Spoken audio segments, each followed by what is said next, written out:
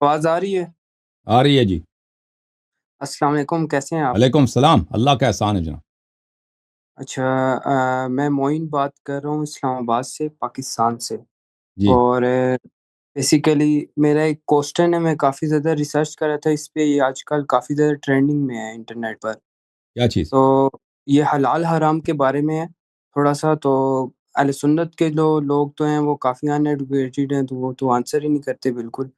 تو اس کے اندر یہ ہے کہ جو ڈیجیٹل کرنسی ہے دنیا کے اندر ابھی آ رہی ہے، تو اس کے اندر جیسے کرپٹو کرنسی ہے، آئی تھنک آپ نے سنا ہوگا کرپٹو کرنسی کے بارے میں۔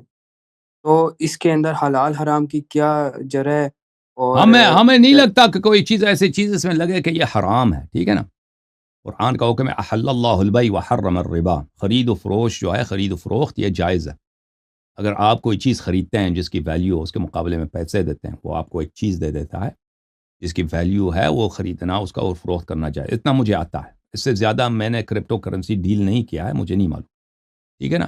عمومات کے لحاظ سے اگر دیکھیں تو اس میں حرمت کا کوئی پہلو مجھے نظر نہیں آتا، لیکن میں نے اس مسئلے پہ زیادہ تحقیق نہیں کی ہے، اور نہ کبھی میں نے کرپٹو کے اتنا ڈیل کیا ہے۔ اوکے، تو اللہ آپ کو جیسے جزائے کہ خیر دے۔